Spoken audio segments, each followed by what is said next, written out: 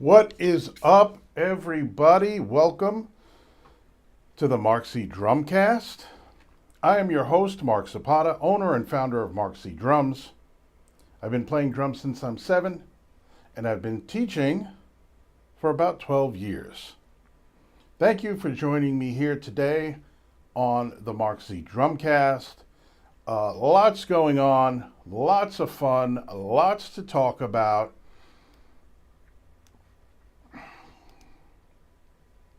Having a great time, working on new and different fun things for the Drumcast, as well as, of course, always looking to move forward, always looking to progress, always looking to improve what we're doing. And I'm not only talking about our drumming, because certainly that's what we're here for, and that's what's important.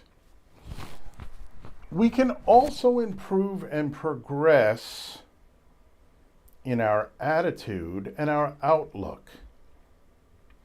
Listen, I've been teaching drums for about 12 years. I've seen so many students. Some of them have stayed long term. Some of them come in just for a visit or for a cup of coffee, as they say.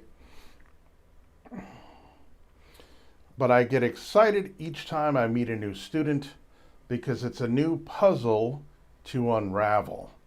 And part of it is not just evaluating their experience on the drums or their ability on the drums, but their approach, their attitude, and their outlook on their drumming, but also drumming as a process. One of the things I always ask my students about, I say, hey, do you play a sport? And a lot of my young students do play sports. And so I draw the comparison and I say, well, do you go to practice for your sport? And they say, yes. And I say, well, what do you do in practice? Do you kind of sometimes do the same things over and over again? Yes. Okay. Whether it's batting practice or drills in soccer or lacrosse or whatever sport you're playing, what we do in sports is that we take the basics, we take techniques, and we drill them over and over again, and we build up the fundamentals, and we build up the techniques, and we build up the foundation of our game. What's up, Louie? Our co-host has arrived. Thank you for joining us. The show has already started, but that's okay. We drill and we practice and we go over these things. And I said, drumming is the same way. We have exercises, we have fundamentals, we have a foundation that we want to constantly build upon and reinforce, right? The foundation needs to constantly be worked on and improved, so that everything else we build on top of it has a solid base on which to stand. Excuse me. So when we talk about sports and our approach to sports, we have a similar approach to drumming. Anything we really do in life that we want to get better at, that we can practice, we do.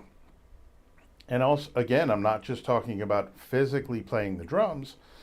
I'm talking about our attitude and our outlook. So some of my students, the range is like so wide between different students and the way they see themselves, their abilities, the way they see drumming, the way they see, what has to be done, the work that has to be put into it. And I have some students that are just full of confidence, whether or not it's justified, the young ones, the new ones that come in and say, I could do everything. And that's amazing. And that's awesome. And then through the process of teaching, we identify the things that they need to improve on and stuff.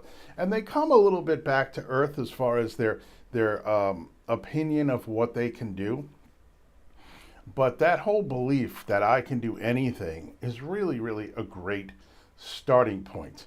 Again, it'll all even itself out, whether it's realistic or not, does not matter. The idea is that they are willing to try anything. They are willing to, just give it a shot no matter what. to the complete other side of the spectrum, which is the student that believes they will never get any better no matter what they do, and that at this current point in time they are terrible, and all of that stuff is that's a tough spot. I'm sorry, I'm just kind of adjusting stuff here. That is a tough spot because, you know, I hate to see any of my students with that kind of an attitude, with that kind of a mindset. It's unfortunate, and I don't know where it comes from. You're never really going to know where it comes from, but, you know, I continue to try to support and reinforce. And, you know, I've even been called, not really called a liar, but I've even been told that I'm lying when I'm being supportive, and I'm saying, well, that was a good performance. Here's how we can improve it. These are the things we need to work on. I've been accused of lying about it because I'm a teacher and I'm supposed to do that. Well, no, that's not true. I'm not supposed to do that. My job as a teacher is to educate, but to also honestly evaluate and identify the areas that need improvement, and honestly talk to the student about how we get that done. I mean, there's no sugarcoating it. There's no, you know, I don't sit around and tell students that they're great because I want them to keep coming to lessons. No, I will tell you what I honestly think. And unfortunately, when I think good things about certain students, they don't believe it. And that's a tough one, like I said. So the way that we can help to improve our attitude and our outlook is to really try to strip away all of that negative stuff. Try to come at it from a neutral position and say, okay, what are the things I can do well? What are the things I need to improve on? And again, that's my job as a teacher, to work with my students to help them to not only see their progress, but to help them to understand that more progress is possible. I like to say that in order to move forward, we need to look back. And, you know, think what you want of the people that say, well, you can't live in the past. I'm not really talking about that. What I am talking about is looking back to see where we've come from, right? We all have to understand where we've come from.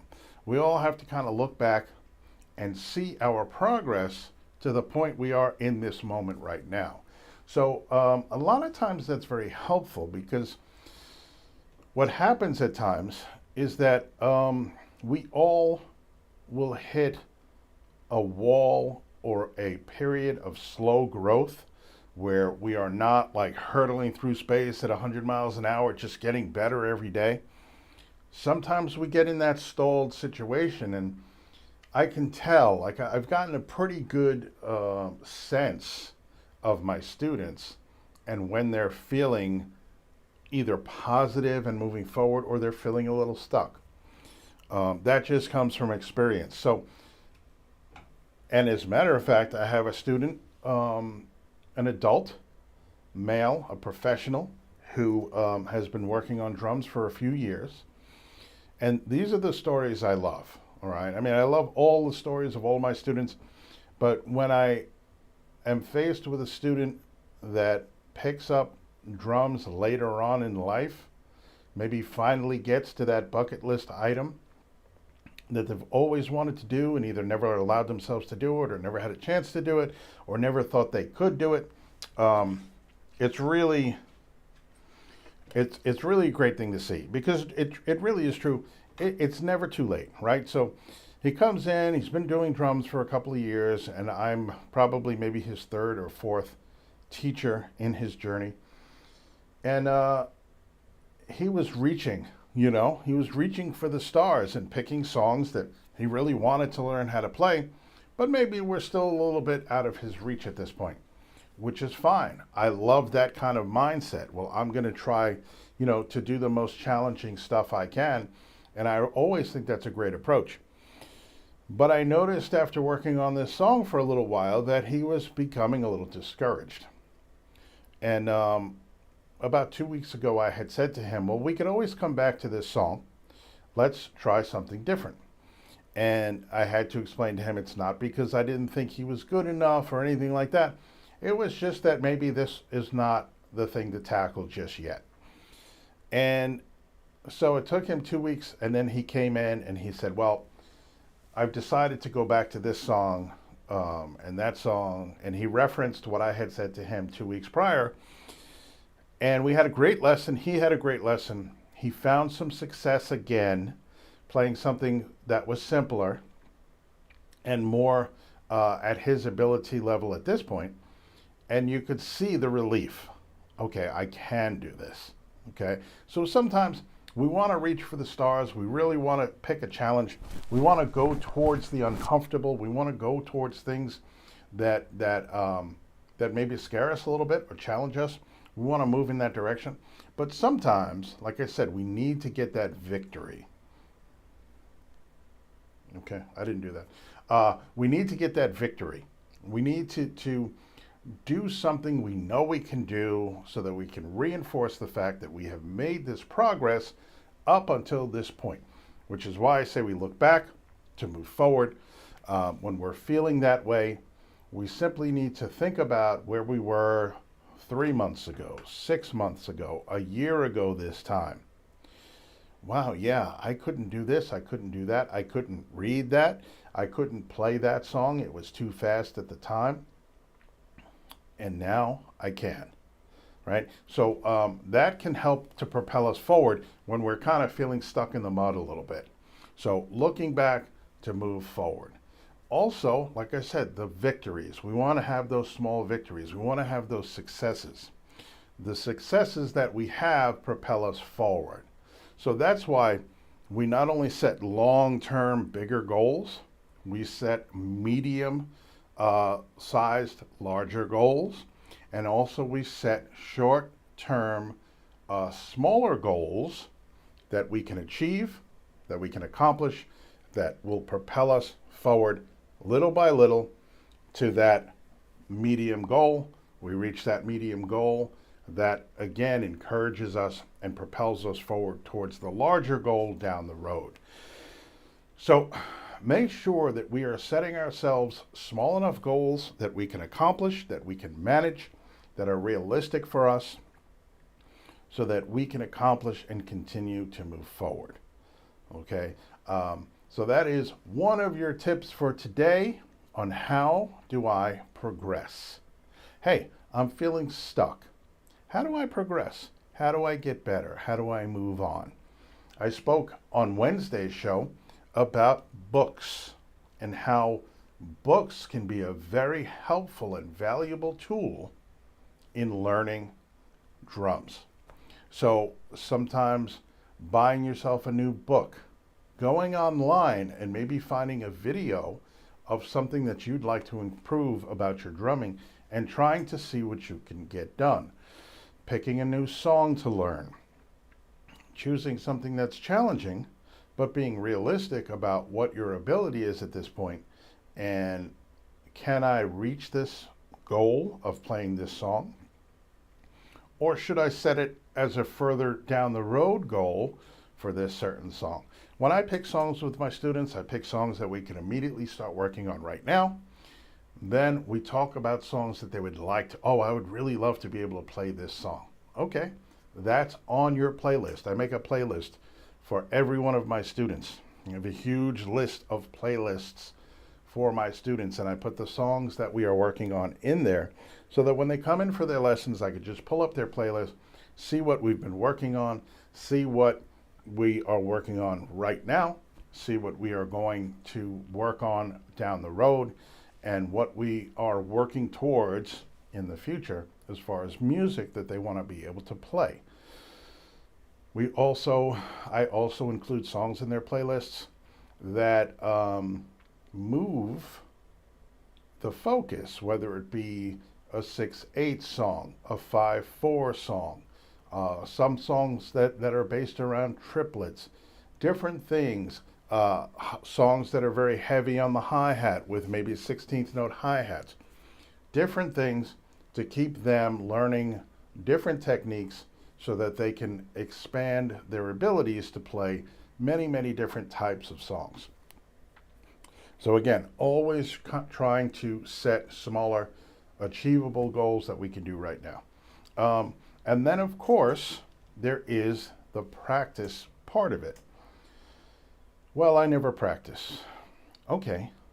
Well, if you want to progress, you will practice. And if you want to progress faster than you probably ever thought possible, you will practice. One of the things, the challenges I have as a teacher is to convey the value of practicing to my students. Okay, and however I get that done, I get it done. Whether I issue them a challenge, hey, I want you to take some time this week and practice. I want you to practice 4 days this week, 20 minutes a day, and this is what I want you to do. We also spoke a while back about practice journals. There is a link in the bio that has my practice journal design on it, and you can go ahead and download that, and you could use that for yourself to write down exercises and assignments for your everyday practice time. And then you could check off the days that you do it in the one section that has the days of the week. Hey, I want you to practice 4 times this week, 20 minutes a day on this and this. Next lesson, we will talk about whether or not you've progressed in those areas from practicing this week. And if I can get them to take this challenge on, then a lot of times they will say, hey, you know, I did get better at it. I do feel better about my ability to do this because I put in 20 minutes of practice 4 days last week. The other thing I might do to them is take 5 minutes, do with them, is take 5 minutes in a lesson and give them a practice session of 5 minutes for one thing.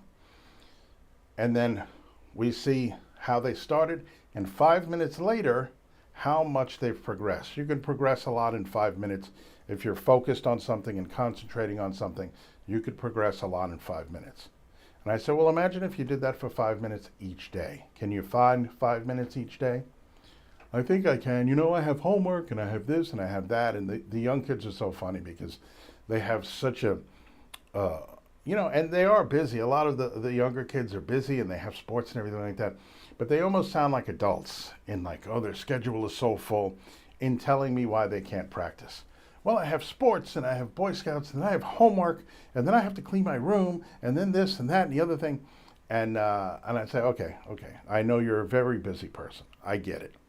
But, you know, if you can commit 5 minutes, 10 minutes a day, and then I want you to take note and see how much you've progressed in this one area or these 2 areas. So that is another tip. That is tip number 2 on how to progress forward, right? Setting goals, setting reasonable goals. Tip 1. Setting achievable goals, right? Because you have to set yourself up for victory to keep moving forward. As no matter how small the victories are, we have to set ourselves up for victory to keep moving forward. Number 2, look back to move forward. Look back on the progress we've made 3 months ago, 6 months ago, a year ago, and remember where we were. Remember the things we struggled with at that time that are now much more simple for us to do today, that we've become much better at.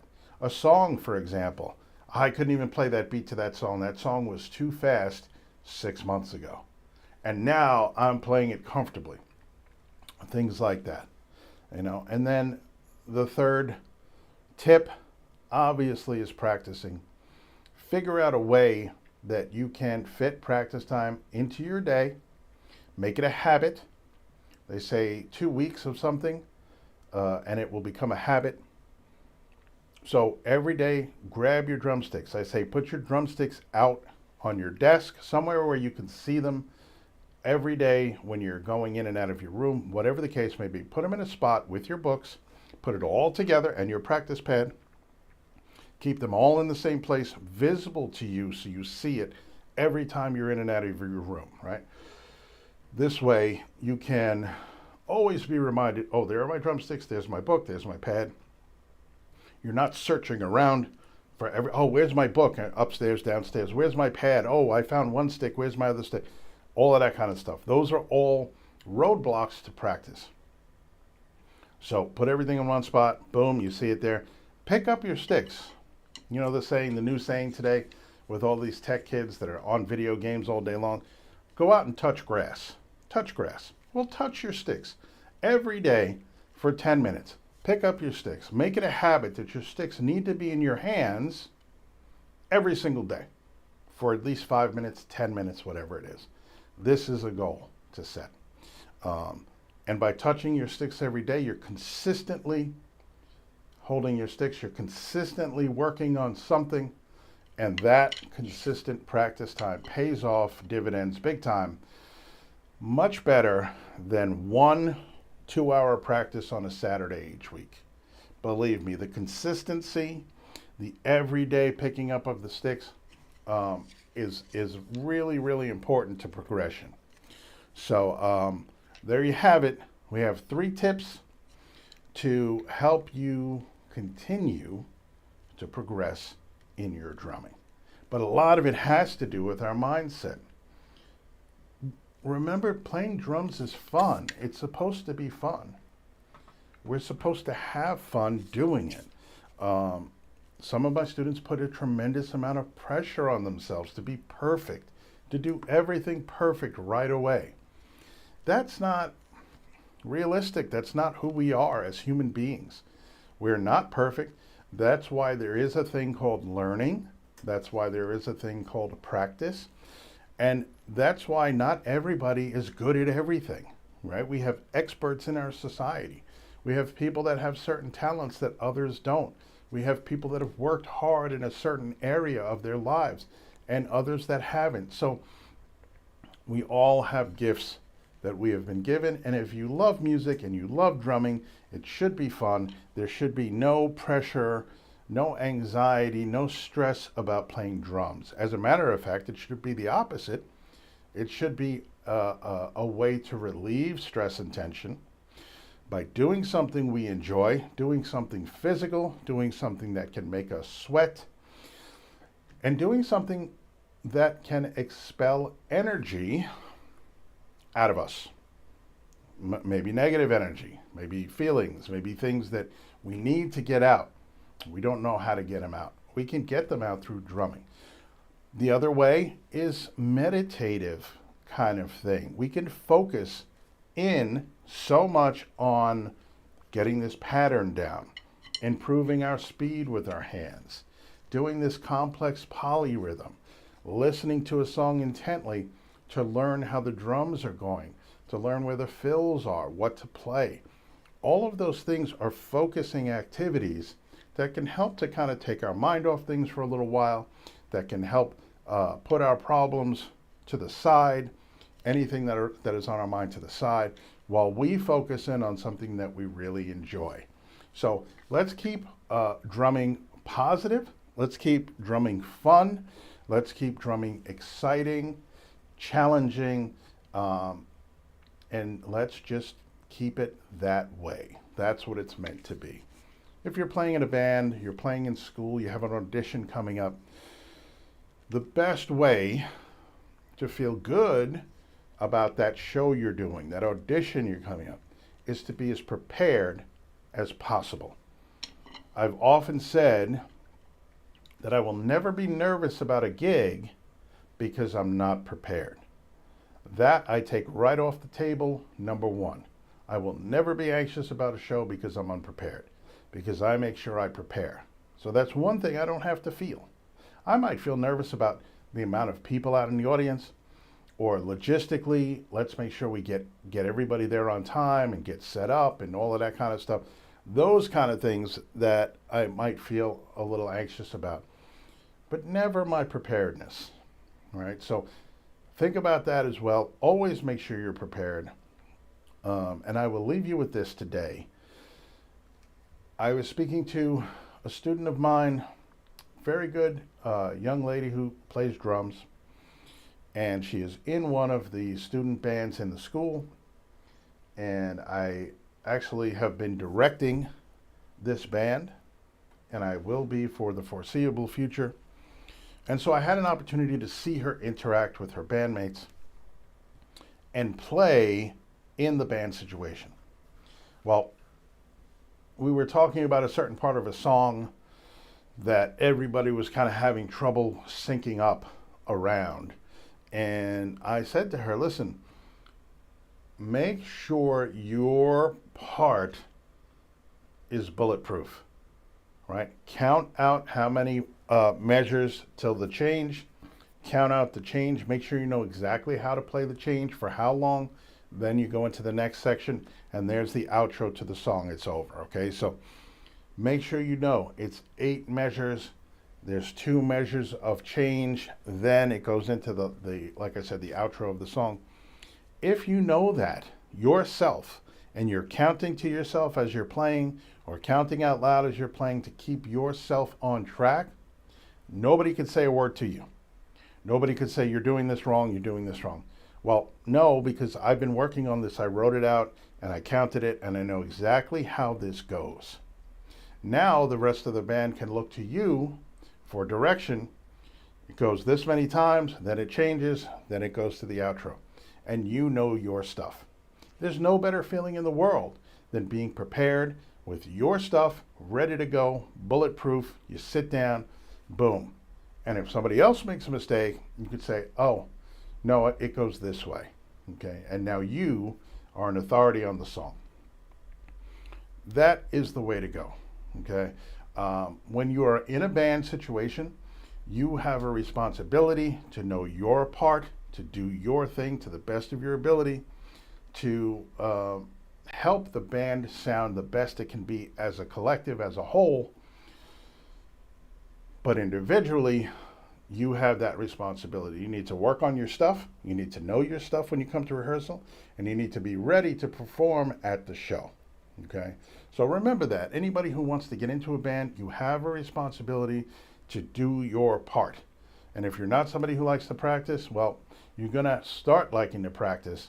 Otherwise, when you get into band rehearsal, your bandmates are not going to be happy with you, especially if you show up to a performance unprepared. Not going to be happy. And nobody likes to feel that way, right? So it is within our control to prepare as best we can so that when we go into the band rehearsal situation, we have our stuff down and we're not opening ourselves up to criticism or anything like that. We are prepared, and like I like to say, we're bulletproof, okay? So keep that in mind. Make sure you follow the tips that I gave you today. I hope you got something out of the video. If you did, hit the like button. Also, Mark Z Drums across all platforms. I'm rolling out my Patreon very soon. I have a few patrons now that have signed up, and thank you very much for that. I very much appreciate your support. It's going to be a lot of fun as we build this community out.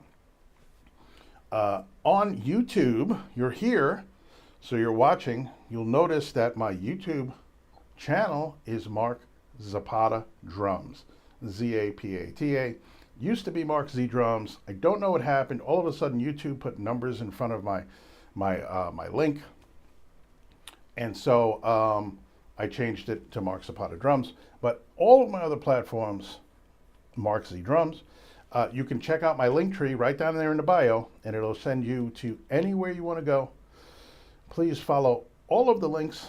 Please like, subscribe, comment, share, become a member, follow all of my online presence, all of my socials, like every single one of my posts. Please like and comment positively on every one of the videos I put online. Of course I kid, but that's what I really want. But anyway, thank you for checking out my video. Thank you for your support. If you have any questions, please feel free to leave them in the comment section below. Any questions, any comments, whatever you think. Let me know what you think of the new look of the show. A couple of things have changed here and there. If you like something, if you don't like something, whatever it is, let me know. and I will catch you next time. Have a great weekend, and I will see you on Monday for another Mark Z Drumcast.